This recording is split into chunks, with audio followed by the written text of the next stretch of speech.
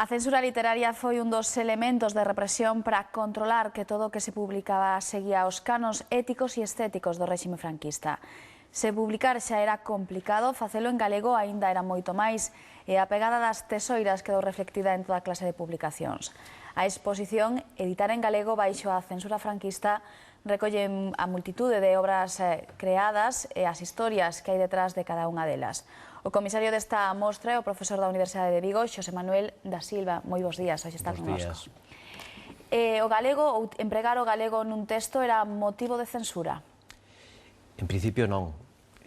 O galego non estivo en ningún momento prohibido de xeito xenérico, tampouco de forma expresa. Agora ben, o galego relegábase como lingua a certos usos, a certos rexistros. Hai unha anécdota moi curiosa nese sentido, é dicir, o que era durante o réxime nun período nos anos 50 director xeral de prensa, favoreceu a publicación do primeiro libro de poesía importante logo da Guerra Civil, que é Cómbaros Verdes, de Aquilino Iglesia Alvariño. Aquilino Iglesia Alvariño omitira solicitar permiso a Vicesecretaría de Educación Popular e precisamente lle solicitou a recomendación a este xerarca do réxime para que facilitase a publicación. Juan Aparicio, por outra banda, foi o que prohibiu expresamente que se publicase a traducción da Esencia da Verdade de Martin Heidegger, o filósofo alemán, traducida por Ramón Piñeiro e por Celestino Fernández de la Vega. Por que?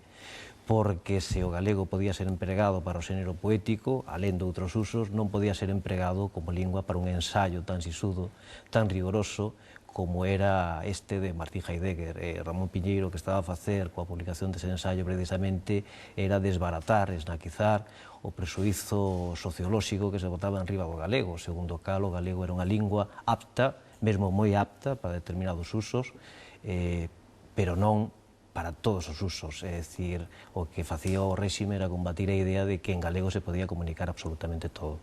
A parte boase que hai desta xeración perdida e que serviu para que agromara no exterior toda unha xeración reivindicativa?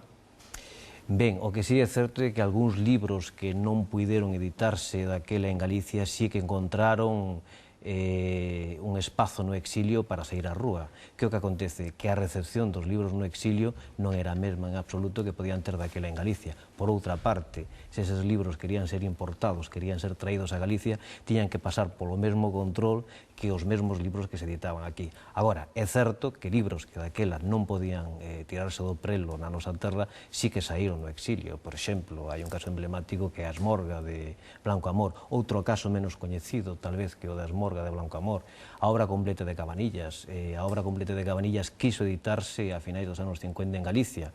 Era un proxecto de edición das súas obras completas, mais o censor que avaliou a obra determinou que para sair á rúa esa edición tiña que prescindir de ao menos 25 poemas de 3 obras de Ramón Cabanillas, de No Desterro, de Da Terra Soballada, de Bento Mareiro, e outra peza teatral, o Mariscal, absolutamente íntegra. É dicir, nesas condicións, os responsables, os promotores dese proxecto editorial decidiron que en Galicia non podía sair a obra saiu finalmente en Bos Aires. A Lei de Prensa e Imprenta do 66, máis coñecida como a Lei Fraga, que supuxo máis liberdade ou pola contra foi unha operación de maquillaxe?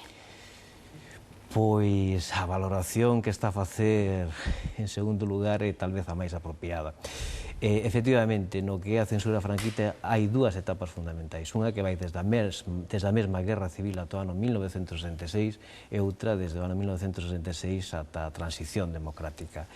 A Lei de Prensa e Imprenta do ano 66 elimina o que se chama censura obrigatoria. A censura pasa a ser voluntaria. Agora ben, na práctica a represión continuou a ser a mesma. É dicir, o feito de que as obras se sometesen voluntariamente ao control da censura en lugar de xeito obrigatorio non supuso realmente ningún avance. Como pode comprobar, estamos agora mesmo vendo imaxes desta exposición. Cales foron os escritores e os textos máis perseguidos? Ben, hai que ter en conta por que foron perseguidos ou reprimidos algúns autores ou algunhas obras. A censura, en xeral, en todo o Estado español tiña tres obsesións básicas. En primeiro lugar, o pensamento político, en segundo lugar, a doutrina católica, en terceiro lugar, a moral sexual.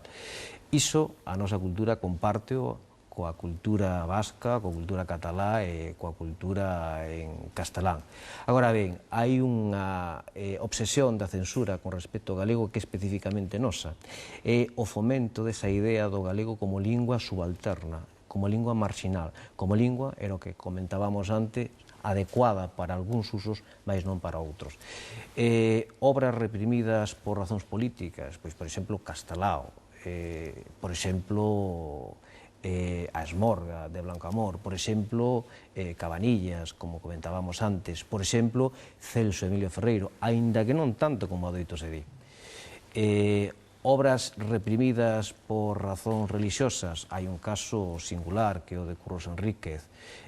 Obras reprimidas por razóns sexuais, pois hai outro caso tamén bastante ilustrativo que é o Don Hamlet, a obra teatral de Álvaro Cunqueiro. Sen embargo, sempre que algo é prohibido e quizáis máis atraínte, a censura non evitou que moitos destes textos chegaran aos universitarios e que houvese certo contrabando entre eles.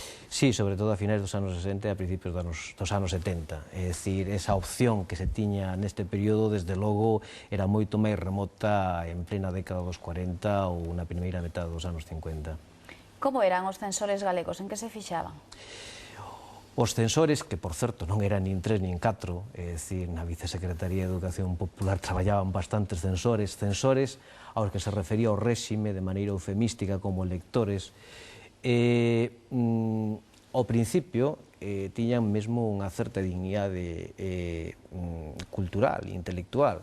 Os censores coñecémolos hoxe en día, é dicir, sabemos quen foron, porque os seus informes teñen unha asignatura lexible, por outra parte constan nos registros, os repertorios completos, non son personaxes ignorados, mesmo hai censores daquela que hoxe en día son personaxes bastante coñecidos. Xa durante os últimos anos do réxime, os censores perden en parte esa categoría e convértense, sobre todo, en persoas que traballan como funcionarios ao servizo do réxime, moitas veces mesmo de xeito pluriempregado. A biografía de Cela di que no 43-44 foi un censor, pero bastante magnánimo. Cela, ben, eu non son o encargado de xulgar a magnanimidade de Cela como censor. Cela traballou efectivamente como censor, mas non de libros, senón de prensa.